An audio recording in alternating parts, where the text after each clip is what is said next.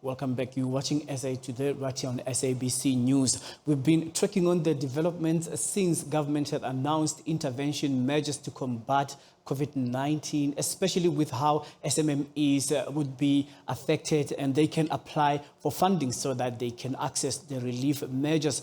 So in a development now, the National Empowerment Fund has so far received over 30 applications valued at more than 149 million rand. And this is meant for equipment and working capital as interest gains momentum following the financier's announcement to establish the 200 million rand COVID-19 Black Business Fund. The fund says it disbursed funds to several small companies, for example, a company called Golden Dyes, as they supply over 12 townships within a 50-kilometer radius. So to tell us more about this is the National Empowerment Fund's General Counsel, Mziwabantu Dayimani. Thank you very much for joining us on our program. Please just give us a summary of what criteria you use to prioritize companies that have applied for funding so far. Good afternoon to everyone.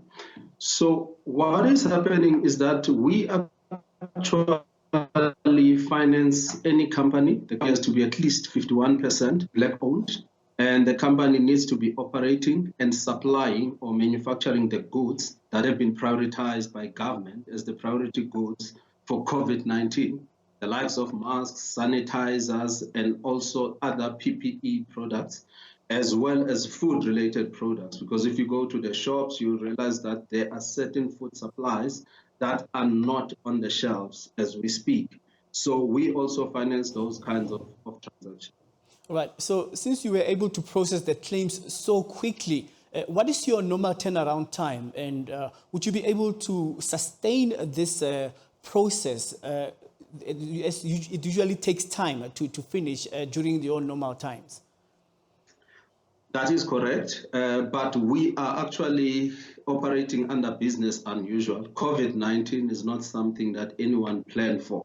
So we've had to relook at our processes and respond to the challenges that we are facing in line with the government's priorities.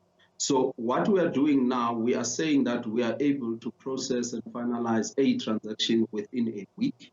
That is from inception up to the time when we do the payout to the client. Because what's happening is that the supplies are in critical short supply at the moment. So we cannot take the normal time going and visiting clients and doing long due diligence processes. So we have streamlined the processes and we actually aggressively ensuring that businesses survive and are able to respond to the needs at the moment. All right, so let's look at an example of the payout that you have just made to Gold Dyes. What do they do and how much have you allocated to them? So Golden Dyes is a milling company. They actually producing maize meal, they're producing rice, they're producing sam, they're producing popcorn, sugar, and mabele. The food, which is actually staple food for most South Africans, especially from historically disadvantaged backgrounds. And we've actually approved from the COVID fund an amount of 6 million rand. We've got funding that is approved for the company from other sources within the NEF.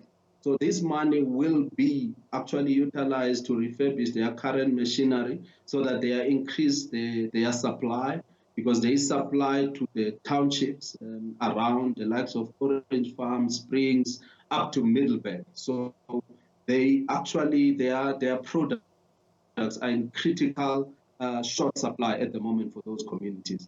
So what other applications do you normally get during this time? I would believe that there are companies that are really having at the back of their minds that they have lost out in business and they would apply for relief. Are you only dealing with these companies that deal with essential supplies only? At the moment, what we are saying is that we are actually having a fund in partnership with the Department of Trade, Industry and Competition.